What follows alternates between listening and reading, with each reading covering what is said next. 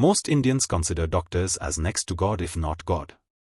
We still have many doctors with impeccable ethical records.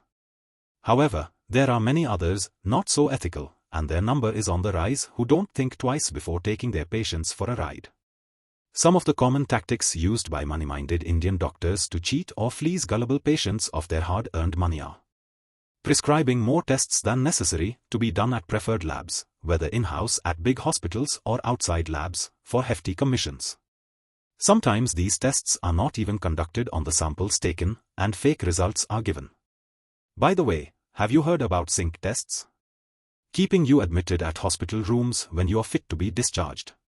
Prescribing expensive medicines, vaccines when cheaper and quality substitutes are available.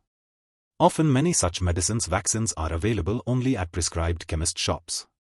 That benefits pharma companies and the doctors who prescribe them but inflate the bills for patients, charging patients at different rates for the same treatment.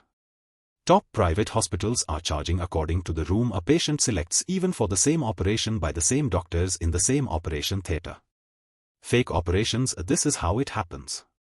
A doctor can assist that you can be made to pay. He will say that you need an urgent operation when you don't really need it. If you are still not convinced, he'll say that he needs to send a tissue from your throat for testing whether it has a cancerous cell. Most of us don't argue with our doctors. So you'll agree. He'll admit you and give you anesthesia. Unconscious, you will be wheeled into operation theatre where your conscious relatives will not be allowed. After few hours, you'll be taken out drowsy. After you wake up, the doctor will come and say that he has sent your tissue for testing, though he doesn't think you got cancer but he wants to be doubly sure. Can you argue? After the operation, the doctor simply forgot that he has to discuss the test results before the operation. He was very concerned. When my relative approached him to discuss the results of the test, even without looking at the reports, he smiled and said nothing to worry. Use of stent in heart disease treatment. Even if not needed, one stent may cost a patient anything between 60,000 rupees minus 100,000 or more, depending upon the status of hospitals or pockets of gullible patients. It's not uncommon to give stents to patients at 3 times the import price. Worse, it may be harmful and may cause death, yet doctors take bribes to recommend stents. Gynecologists at private hospitals are well known to force pregnant women to go for C-section, which pays better than normal deliveries. Last but not the least, is luring poor and uneducated people for agreeing to donate organs, kidney in particular, for which there is no dearth of high-paying customers. Genesis of the problem. With profit-making being their main motive, private hospitals are pushing doctors through a system of incentives and disincentives to overbill using whatever means, ethical or unethical, they can think of. With seats in the subsidized government medical colleges being limited, many medical aspirants opt for private medical colleges that charge hefty capitation fees. This makes doctors vulnerable to the whims of private hospitals that pay good money to their empaneled doctors, needed to recover high investments in medical education. With seats in the subsidized government medical colleges being limited, many medical aspirants opt for private medical colleges that charge hefty capitation fees. This makes doctors vulnerable to the whims of private hospitals that pay good money to their empaneled doctors, needed to recover high investments in medical education. This makes doctors vulnerable to the whims of private hospitals that pay good money to their empaneled doctors, needed to recover high investments in medical education. Implications. Most of the readers of this post are likely to be the salaried professionals. We all get health cover provided by our employers, who pay the premiums to insurance companies. Insurance premiums are negotiated almost every year and rates are decided on the basis previous year's claims. The more the claims in the current year, the higher the premium would be next year. Thus, patients or their employers, in the case of salaried people, have to indirectly bear the rising cost of healthcare in the form of high and rising insurance premiums.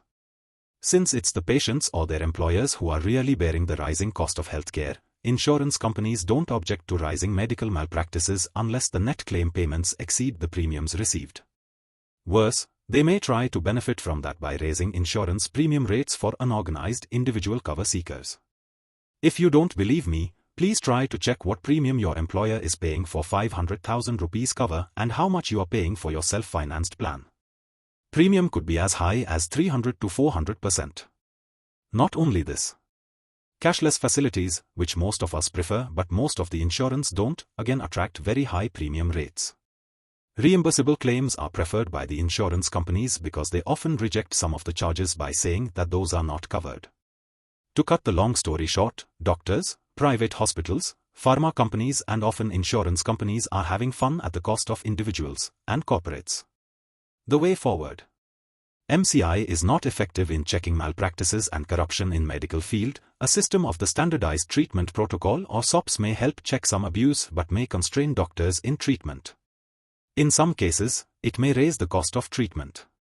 Preferred hospital network system though has improved convenience, but is enough to check unscrupulous doctors. Can economics provide any insights to help addressing the growing menace of medical malpractices? We'd like to submit that tweaking the system of incentives and disincentives, and improved access to information and a more transparent healthcare market more transparent will help. Incentives. Increasing the supply of seats in government medical colleges and capping capitation fee will reduce the investment cost of medical students and hence their vulnerabilities to give in to uncontrolled pursuit of profit by private hospitals that pushes them to cheat and overbill. Access to information and transparency.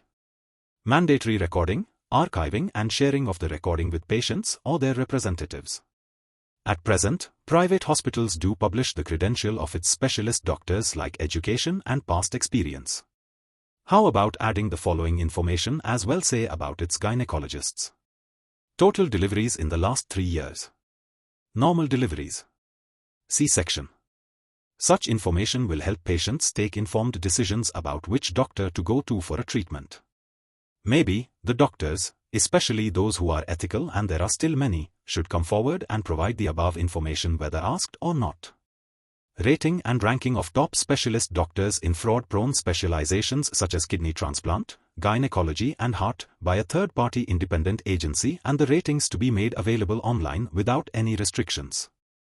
Rating of hospitals based on basic infrastructure, charges, indicators of ethical business practices like how many medical malpractice suits filed against. Disincentives. The above measures can check most of the malpractices but not all. For serious deviant, stringent punishments including permanent disbarment and imprisonment will be needed. Individual actions by patients. Aggrieved patients should take their grievances to consumer courts which are cheaper, faster and don't require lawyers for representation. Some nice suggestions on how to approach consumer courts for medical malpractice negligence can be found here. In addition, given the pervasiveness of the internet and social media, it's important that we share our experiences, good as well as bad, with doctors and hospitals. If we do, unethical doctors and hospitals will start losing patients that will force them to change their ways. Similarly, good doctors and hospitals should be promoted. Indian corporates are cutting corners to survive in a sluggish economic environment. Yet they are paying hefty insurance premiums that keep on rising almost every year. Corporates, especially the bigger ones with bigger insurance bills, are advised to hire in-house doctors and medical lawyers to investigate being taken for a ride by unethical doctors, hospitals, and take remedial actions. Just imagine how vulnerable the workers of an organized sector are before such doctors and hospitals, since they don't get health cover facilities from their employers, so most of them go without insurance cover as individual health covers are very expensive. Next time, when you are being discharged from a private hospital, please check whether you have your kidneys intact or not.